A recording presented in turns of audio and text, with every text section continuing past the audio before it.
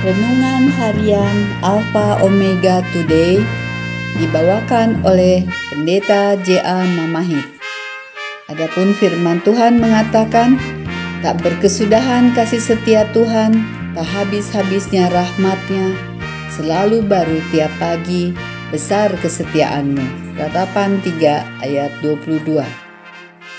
Marilah kita siapkan hati dan pikiran kita untuk menikmati berkat-berkat rohani dalam renungan berikut ini.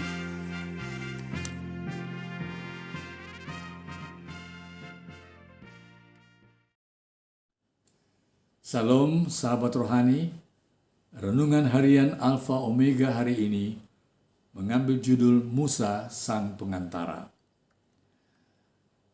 Dalam buku Keluaran 32 ayat 1 dan 2 berkata demikian. Ketika bangsa itu melihat bahwa Musa mengundur-undurkan turun dari gunung itu, maka berkumpullah mereka mengerumuni Harun dan berkata kepadanya, "Mari, buatlah untuk kami Allah yang akan berjalan di depan kami, sebab Musa ini orang yang memimpin kami keluar dari tanah Mesir. Kami tidak tahu apa yang telah terjadi dengan dia." Lalu berkatalah Harun kepada mereka, "Tanggalkanlah anting-anting emas yang ada pada telinga istrimu, anakmu laki-laki dan perempuan, dan bawalah semuanya kepadaku." Saudara, mari kita berdoa.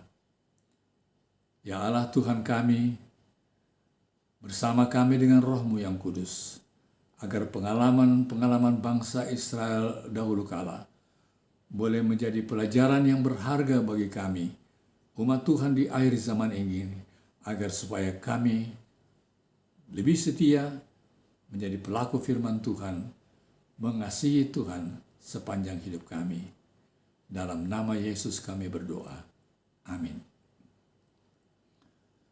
Saudara, 6 minggu setelah janji mereka untuk melakukan semua yang Allah katakan, umat Israel tersebut menghancurkan ketentuan perjanjian mereka dengan tidak setia, lalu turut ambil bagian dalam penyembahan berhala.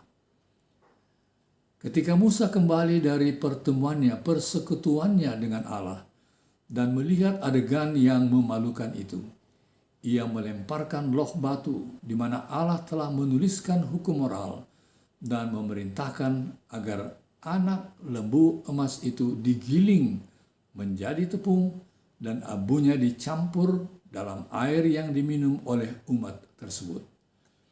Setelah itu, dengan tegas dia menegur mereka dan menyerukan untuk mendedikasikan ulang kesetiaan mereka kepada Allah yang benar. Ketidaksenangan Allah terhadap suku-suku yang tidak taat tercermin dalam pernyataannya kepada Musa. Berfirmanlah Tuhan kepada Musa, "Bangsamu yang kau pimpin keluar dari tanah Mesir telah rusak lakunya.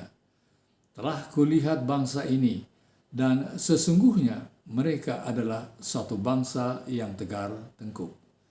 Keluaran 32 ayat 7-9. Dia atau Tuhan benar-benar murka terhadap Israel dan ingin menghukum mereka. Juga Tuhan marah karena bangsa Israel menghubungkan baik identitas maupun pembebasan mereka hanya kepada Musa dan bukan kepada dirinya sendiri atau Tuhan sendiri. Ketika Musa memohon kepada Allah dalam ayat yang ke-13 meminta, "Ingatlah kepada Abraham, Ishak, dan Israel, hamba-hambamu itu, sebab kepada mereka engkau telah bersumpah demi dirimu sendiri, dengan berfirman kepada mereka, Aku akan membuat keturunanmu sebanyak bintang di langit, dan seluruh negeri yang telah kujanjikan ini akan kuberikan kepada keturunanmu, supaya dimilikinya untuk selama-lamanya." Pernyataan Musa ini efektif. Allah menerima permohonannya. Umat Israel diampuni dan perjanjian terus berlanjut. Saudara, sebagai mediator Israel. Musa mewakili Yesus Kristus, perantara bagi kita semua. Kita semua merusak diri kita sendiri, ayat yang ke-7. Semua orang telah berbuat dosa dan telah kehilangan kemuliaan Allah, Roma 3 ayat 23. Seperti ada tertulis, tidak ada yang benar, seorang pun tidak, ayat 10. Kita semua membutuhkan perantara. Yesus adalah Musa kita, memberi dan pemberi hukum, penebus kita, dan perantara kita. Saudara, apapun rasa sakit dan masalah, kekeliruan dan kesalahan, kekurangan, kelemahan, dan kegagalan kemarin, hari ini kita dapat mengungkap kembali penyerahan kita kepada Allah dengan menyadari bahwa Dia, Bapa kita di surga, oleh karena Yesus perantara dan sahabat kita, akan mendengar doa-doa kita, menyembuhkan kita, menerima kita, dan menghargai iman dan penyerahan serta pertobatan yang sungguh kita kepadanya.